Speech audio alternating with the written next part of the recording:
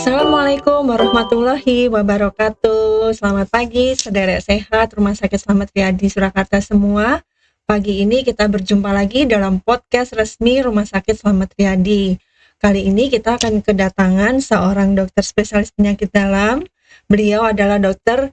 Vina Wain Putri Nagari, spesialis penyakit dalam. Selamat pagi, Dok. Selamat pagi, apa kabar? Baik, Dok. Dokter sehat? Ya, sehat. Sehat, Dok. Iya. Hari ini tema kita adalah perdarahan saluran cerna ya, Dok. Iya, benar sekali. Nah, mungkin nanti ada banyak pertanyaan-pertanyaan mungkin yang selama ini sudah masuk ke Instagram kita, bisa kita diskusikan kali ini ya, Dok ya. Gitu. Nah, untuk mempersingkat waktu nih, Dok. Saya tahu dokter pasti sibuk ya, jadi kita cepet-cepet aja ya, Dok. Nah, Dok, kira-kira untuk menyamakan persepsi nih, Dok. Nah, yang dimaksud dengan perdarahan saluran cerna itu apa ya, Dok ya? Oke, pendarahan saluran cerna ya. Pastinya pendarahan yang terjadi keluar dari saluran cerna kita. Saluran cerna kita itu ada dari mulut, kerongkongan, lambung, usus sampai ke anus ya. Jadi bisa saja dia keluar dari sepanjang jalur itu, baik dimuntahkan atau berupa dari buang air besar seperti itu. Nah, ini juga termasuk kondisi yang harus diwaspadai ya, karena bisa menyebabkan penurunan dari kadar hemoglobin atau sel darah merah kita. Begitu. Oh gitu, Dok. Nah, kalau boleh tahu gejalanya tuh apa ya, Dok, biasanya yang dirasain pasien gitu, Dok? Oke, ya kalau untuk gejalanya sendiri ada yang bisa terlihat langsung, ada yang nggak kelihatan ya. Kalau terlihat langsung mungkin kayak seperti muntah darah segar, atau mungkin juga BAB-nya hitam seperti petis, ataupun BAB disertai dengan darah. Jadi bisa 3 itu. Nah, kalau muntah darah ya pastinya kita muntah-muntah darah yang banyak ya. Itu biasanya berasal dari saluran cerna bagian atas atau lambung. Lalu BAB hitam juga sama, dia kan dari saluran cerna bagian atas dari lambung bercampur dengan cairan lambung, akhirnya dia keluar menjadi hitam. Begitu. Tetapi kalau misalnya BAB-nya itu disertai dengan darah, itu bisa saja dari saluran cerna bagian bawah seperti usus besar ataupun dari amin yang biasa kita sebut hemoroid ya. Oh gitu. Jadi perdarahan saluran cerna tuh ada 2 ya, Dok ya. Perdarahan saluran cerna bagian atas juga bagian bawah. Nah, gejalanya sesuai dengan lokasinya kategorinya tadi ya, Dok ya, gitu, dari saluran cerna atas atau bawah gitu ya. Jadi yang muntah darah itu kira-kira berapa cc baru masuk kategori ini, atau sedikit aja udah masuk dalam perdarahan saluran cerna gitu, Dok? Tidak ada cc-nya ya. Yang pasti kalau misalnya kita muntah lalu ternyata berwarna merah darah, nah itu perlu diwaspadai. Tapi kadang kita makan sesuatu nih, misalnya semangka atau buah naga, itu kan warnanya merah juga ya. Betul, Lalu kita muntah, kadang bisa salah persepsi. Itu merah memang karena makanan yang kita makan atau memang karena darah. Nah, itu yang perlu kita evaluasi. Gitu. Lalu juga ini kan juga ada gejala yang tidak langsungnya juga ya, yang tidak terlihat langsung. Itu misalnya karena kita keluar darah ya, kadang tuh kita ada pendarahan di saluran cerna, tetapi nggak ada muntahnya, nggak ada BAB-nya, tapi kok HB-nya sering turun ya, atau hemoglobin ya, sel darah merah sering turun, sering pucat, pusing, lemas. Jangan-jangan memang ada pendarahan saluran cerna tapi tidak kita tidak terdeteksi gitu. Jadi gejalanya kurang spesifik ya, lebih ke itu pusing-pusing HB yang turun itu. Ternyata waktu kita periksa lebih lanjut adalah pendarahan saluran cerna. Oh, jadi sebelum ada perdarahan bisa jadi keluhan awalnya tuh ya itu tadi ya, Dok, pusing, kemudian pucat gitu ya, Dok ya. Kalau misalnya kita cek bawah mata ini anemis ya, Dok ya, gitu ya, Dok ya. Itu gejala awal ya, Dok. Baru setelah ada perdarahan baru bisa kita cek lagi, baru bisa dipastikan bahwa itu perdarahan saluran cerna gitu ya, Dok ya. Oke. Nah, Dok, kira-kira dari dokter, setelah pasien datang ke dokter nih, nah kapan dokter memutuskan pemeriksaan lanjutan, Dok, untuk kasus perdarahan saluran cerna, Dok? Jadi kalau pemeriksaan lanjutannya bisa kita dengan teropong ya. Kalau misalnya untuk mendeteksi pendarahan saluran cerna itu kan dengan endoskopi atau teropong. Kapan kita perlu lakukan endoskopi itu?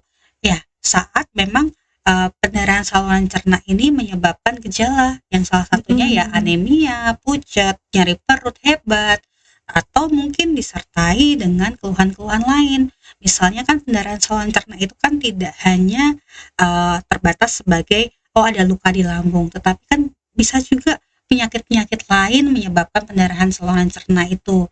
Misalnya salah satunya adalah sirosis hepatis. Itu kan bisa menyebabkan pelebaran dari pembuluh darah. Nah, itu bisa pecah. Nah, saat itu ya kita harus lakukan endoskopi segera.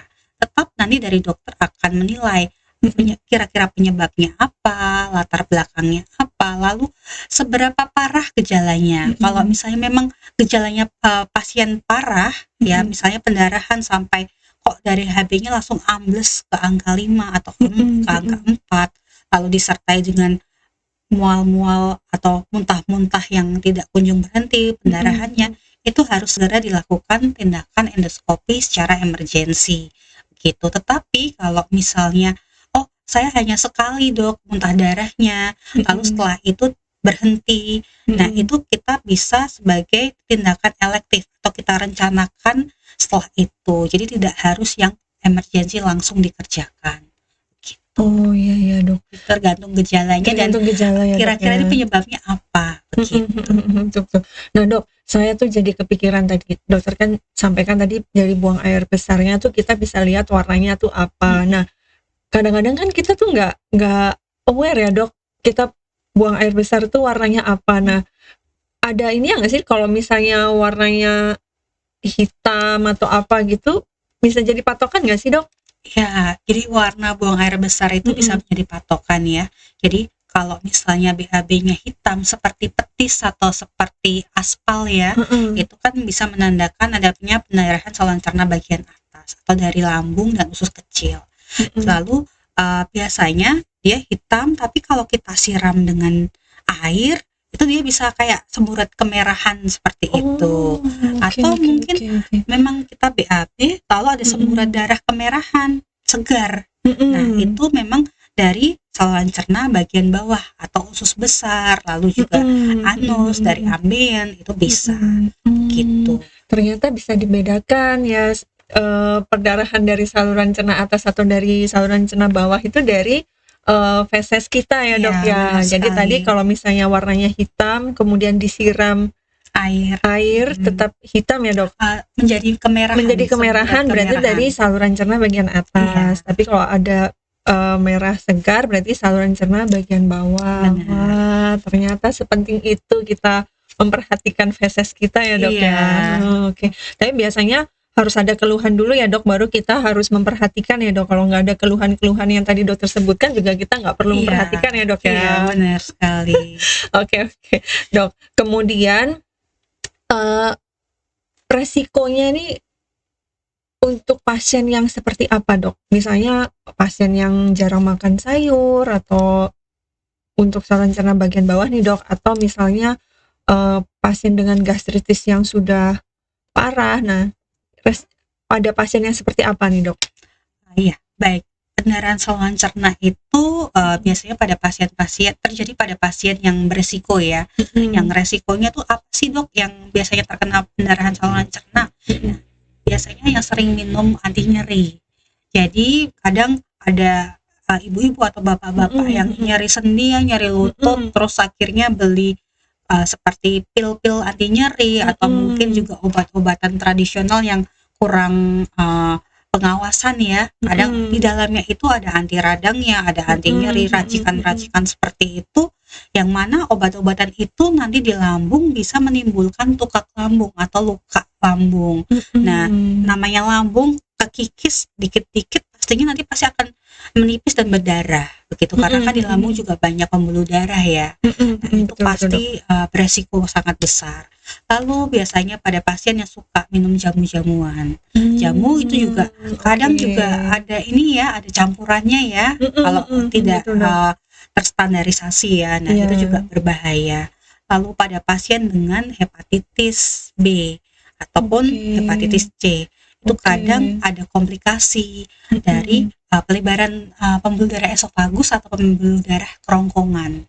Nah itu juga gampang pecah, itu harus segera dilakukan pertolongan ke rumah sakit ya kalau ada riwayat hepatitis dan muntah darah. Lalu juga yang lain mungkin pasien-pasien yang sering minum alkohol, lalu juga pasien-pasien tua yang memang jarang bergerak ya, misalnya pasien lansia yang hanya tidur di kasur gitu, itu bisa menyebabkan stres dari mukosa lambung juga. Dan juga anak muda tuh juga bisa kena loh pendarahan saluran cerna. Kadang kan anak-anak muda sekarang kan makanannya suka ngawur ya, seblak, cilok, Iya, pedes-pedes iya, gitu udah ya. gitu kan nggak aktivitas ya dok, main Iya, gadget, bener baring, kaum mager katanya Iya dok ya. benar. Jadi Oh, jadi kalau itu faktor resiko juga ya salah iya, itu satunya ya salah dok satu ya. faktor resiko. Kadang kan juga mereka makannya suka telat ya, sering Betul, betul bergadang. dok. Nah, itu juga bisa salah satu jadi faktor resiko loh. Iya, iya betul. Anak-anak muda zaman sekarang kadang Iya, mereka lihat di TikTok tuh artis-artis Korea kan kurus-kurus gitu ya iya badannya dok. Jadi mereka benar. nggak mau makan untuk memenuhi standar itu gitu ya dok. Jadi Iya, sebenarnya faktor resiko juga ya dok, nggak iya, mau makannya itu ya dok ya, iya, supaya kurus itu tadi ya dok. benar. Padahal itu salah ya dok Iya, ya. iya, Oke, oke. Jadi ternyata faktor resiko untuk terjadinya perdarahan saluran cerna tuh banyak sekali ya dok, yang tadi iya. sudah dokter sebutkan tuh ternyata memang hal-hal kecil yang kadang kita anggap remeh ya dok ya gitu. Jadi, nah kalau misalnya dok ternyata udah sampai perdarahan nih, kita muntah darah tuh apa yang harus kita lakukan dok? Oh iya, pasti kan terjadi bisa di mana saja ya. Betul dok. Tapi kalau misalnya terjadi misalnya mual-mual, muntah-muntah, tiba-tiba kok ada darahnya, yang pasti jangan panik ya. Kadang tuh seperti itu, entah nanti diberikan obat apa, terus juga entah nanti ternyata diminumin cairan banyak atau gimana, pokoknya jangan panik. Itu kan tanda kegawatan ya, muntah darah itu. Harus langsung ke rumah sakit supaya nanti bisa dilakukan tata laksana lebih lanjut. Begitu. Nanti dari dokter akan mengarahkan. Kalau misalnya memang terjadi kegawatan, lalu terjadi tensi yang turun atau HB yang turun, pastinya nanti akan langsung diberikan terapi ya oleh dokter. Nah, selanjutnya kalau memang ini suatu kegawatan dan harus dilakukan tindakan intervensi segera dengan obat-obatan tidak bisa berhenti, ya selanjutnya adalah kita lakukan endoskopi itu, yaitu teropong saluran cerna. Jadi endoskopi itu mungkin pada teman-teman yang belum tahu ya, endoskopi itu adalah memasukkan kamera ke dalam mulut yang mana nanti kita bisa melihat saluran cerna kita dari mulut, tenggorokan, kerongkongan, ke lambung, dan juga sampai ke usus kecil kita. Begitu. Endoskopi sendiri ada teropong atas dan juga teropong bawah ya. Kalau teropong atas untuk melihat saluran cerna bagian atas, tapi kalau misalnya tadi ya kasusnya BAB-nya berdarah, nah itu kan kita lihat saluran cerna bagian bawah, itu bisa dengan kolonoskopi. Nah kalau kolonoskopi bukan dari atas langsung nyambung ke usus ya, tapi dia dari anus. Jadi tadi teropongnya itu dimasukkan lewat anus, dilihat ususnya ada masalah atau enggak sih, seperti itu. Nah, mungkin bagi teman-teman atau sedherek sehat semua ini dok, yang memang harus dianjurkan dokter nih endoskopi, mungkin bertanya-tanya sakit nggak sih dok endoskopi itu? Ya, endoskopi saluran cerna ya nggak sakit ya, ya paling kaget aja ya, karena kan dimasukkan seperti kayak itu kayak sedotan kabel gitu ya, dari mulut kita, selang lah, tapi nggak yang begitu besar sekali ya, paling seujung kelingking kita. Seujung kelingking ya, para sedherek sehat, jadi nggak terlalu besar. Jadi itu nggak sakit. Jadi tindakannya sendiri juga bisa dibius, jadi pasien tertidur gitu. Jadi biasanya hanya kalau dari teropong atas hanya 5 menit sudah selesai gitu, kecuali ada penyulitnya ya, biasanya agak lama, tapi rata-rata sih kalau teropong bagian atas hanya 5 menit aja. Jadi nggak perlu takut ya dok ya gitu. Jadi sebelum tindakan pasti sudah di anestesi, kemudian alatnya juga kecil, kemudian waktunya juga nggak lama ya dok ya. Jadi kalau misalnya dijadwalkan dokter tindakan endoskopi itu datang ke rumah sakit pagi, mungkin siang atau sore sudah bisa pulang ya dok ya. Jadi biasanya memang kita lakukan rawat jalan ya kalau nggak ada penyulit. Jadi pasien datang, tindakan, kalau sudah nggak mual muntah bisa langsung pulang, jadi tidak perlu rawat inap. Iya dok. Jadi jangan takut ya para saudara sehat, kalau sudah dianjurkan dokter untuk endoskopi, langsung patuhi nasihat dokter untuk penjadwalan ya dok. Iya. Kemudian lakukan tindakan supaya segera tertangani ya dok ya. Benar. Nah dok, kemudian kan ada pasien-pasien setelah dia lakukan endoskopi, tegak diagnosa, kemudian diberikan terapi. Nah kemudian supaya nih nggak kambuh lagi, gimana sih dok caranya dok? Nah, tetap ya, kan kita harus menjaga gaya hidup kita ya. Kadang ya itu sebelumnya kita harus cari tahu nih faktor resiko yang udah saya beritahu tadi di awal. Oh, kalau misalnya memang faktor resikonya dari sering konsumsi obat-obatan, ya obat-obatannya itu harus di stop. Begitu sering konsumsi jamu-jamuan, ya jamunya harus di stop. Ini obat-obatan yang di luar resep dokter ya dok ya? Benar, ya yang obat anti nyeri itu harus di stop. Nah, pola makan juga harus teratur ya. Tadi kalau misalnya saya sering telat makan dok, sering menunda makan, nah itu harus diubah begitu. Tadi juga kalau misalnya sering minum alkohol ya harus di stop juga alkoholnya begitu. Rokok pun juga harus di stop karena dia bisa menyebabkan peradangan dari lambung ya. Gitu juga kita harus mengelola stres kita karena stres pun juga kadang juga mempengaruhi ke motilitas atau dari pergerakan lambung itu. Gitu. Tapi untuk perdarahan saluran cerna ini bisa kambuh lagi ya dok ya? Bisa.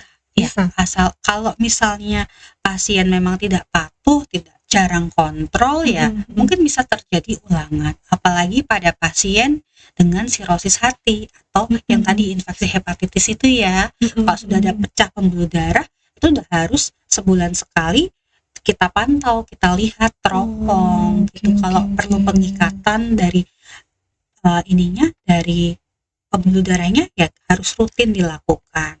Biasanya nanti tergantung dari grading dari pelebaran pembuluh darahnya. Makin besar ya makin sering harus dikontrol sebulan sekali. Nanti bisa mungkin mundur ke 3 bulan sekali, lalu ke setahun sekali. Jadi para saudara sehat meskipun sudah dinyatakan sembuh dari perdarahan saluran cerna tetap harus dijaga tadi pola makan, kemudian obat pereda nyeri yang di luar resep dokter juga harus dihentikan, kemudian nggak boleh minum alkohol atau merokok ya dok. Bagi yang sering minum alkohol atau merokok, kemudian kelola stres, kemudian jangan lupa rutin kontrol. Nah kemudian dok, satu pesan dari dokter untuk para saudara sehat di rumah ini dok. Pada saudara sehat sekalian, kalau misalnya memang ada pendarahan saluran cerna, baik muntah darah ataupun buang air besar hitam atau berdarah, jangan menunda-nunda untuk konsultasi ataupun periksa ke dokter ya, karena itu merupakan suatu kegawatan medis. Jadi lebih cepat kita temukan penyebabnya, lebih cepat kita obati, pastinya prognosis atau nanti ke depannya akan lebih baik lagi. Seperti itu. Baik dok, terima kasih banyak atas waktunya. Kita sudah dijelaskan tentang perdarahan saluran cerna, gejala, kemudian pemeriksaan penunjang yang harus dilakukan, dan tips-tips supaya mencegah terjadinya perdarahan saluran cerna ya dok. Gitu. Nah, dokter Vina ini praktek di Rumah Sakit Slamet Riyadi. Jadi para saudara sehat, kalau misalnya ada keluhan seperti yang tadi sudah disampaikan, monggo silahkan datang untuk berkonsultasi dengan beliau.